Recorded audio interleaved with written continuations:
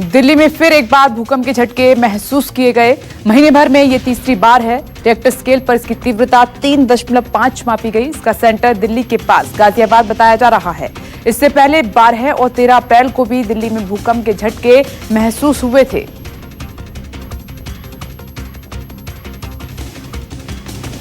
आज दोपहर दिल्ली एनसीआर के कई हिस्सों में मौसम ने अचानक करवट ली। राजधानी दिल्ली, नोएडा, गाजियाबाद में कई इलाकों में तेज आंधी तूफान आ गया। धूल भरी तेज हवाओं से चारों ओर धुंध छा गई। सड़कों से लेकर आसमान तक धूल ही धूल दिखाई दे रही थी। आर्मी सूत्रों के हवाले से बड़ी खबर है कि भारत और चीनी सेना के बीच सिक्किम के नकुला सेक्टर में झड़प हुई है। झड़प में दोनों देशों के सैनिकों को चोटें आई हैं। दोनों ओर से भारी तनाव और बहसबाजी हुई और इस घटना में दोनों तरफ के सैनिकों को मामूली चोटें आई हैं। हालांकि इस झगड़े को स्थानीय स्तर के हस्तक्षेप के बाद सुलझा लिया गया है। बताया जा रहा है कि सीमा विवाद के चलते सैनिकों के बीच ऐसे छोटे मोटे विवाद अक्सर होते रहते हैं। भारतीय नौसेना का आईएनएस जलाश्व मालदीव से 698 भारतीयों को लेकर कोच्चि पहुंच चुका है। 8 मई को मालदीव से रवाना हुआ आईएनएस जलाश्व रविवार सुबह करीब 8 बजे कोच्चि पहुंचा है। आईएनएस जलाश्व में कुल 103 महिलाएं और 595 पुरुष मालदीव से कोच्चि पहुंचे हैं और इस जहाज से 19 गर्भवती महिलाओं को भी मालदीव से भारत लाया गया है। केंद्र सरकार की सहमति के बाद मिशन समुद्र सेतु के तहत मालदीव से भारतीयों को समुद्र के रास्ते भारत लाया जा रहा है।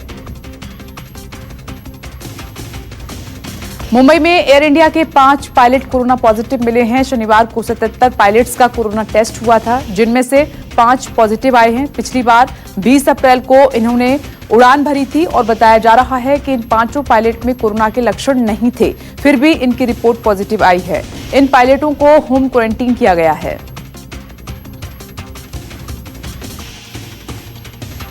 देश में कोरोना वायरस के मामले तेजी के साथ बढ़ रहे हैं। मरीजों की संख्या बढ़कर 62,939 हो चुकी है और अब तक 2,109 लोगों की जान जा चुकी है। वहीं पिछले 24 घंटे में कोरोना से 128 लोगों ने अपनी जान गंवाई है।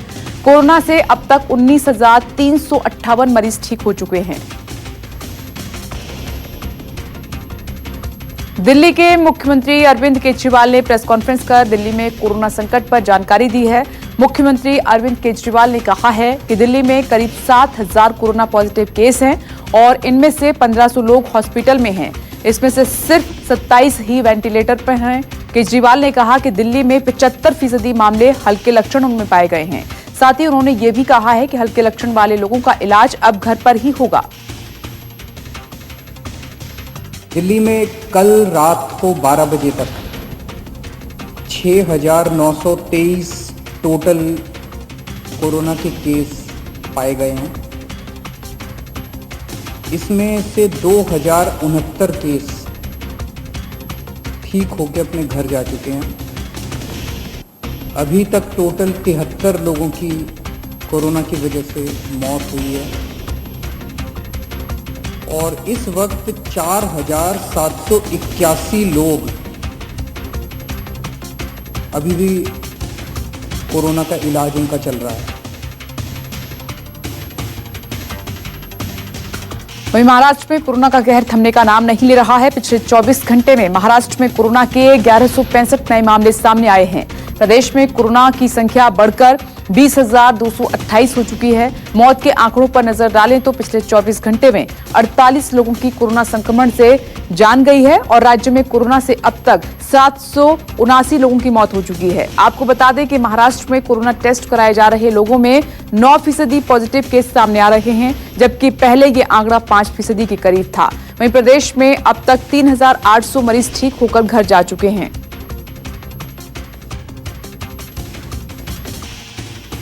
कोरोना वायरस से कोरोना वॉरियर भी अछूते नहीं रह गए हैं। देश में कोविड-19 से सीआरपीएफ, सीआईएसएफ और आईटीबीपी के जवान भी संक्रमित हो चुके हैं। पिछले 24 घंटे में सीआरपीएफ के 62, सीआईएसएफ के 13 और आईटीबीपी के 6 जवानों में संक्रमण की पुष्टि हुई है।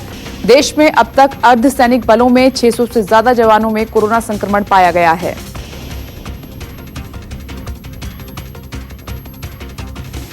आंध्र प्रदेश के चित्तूर में मजदूरों ने हंगामा कर दिया। घर वापसी की मांग को लेकर सैकड़ों मजदूर सड़क पर उतर आए।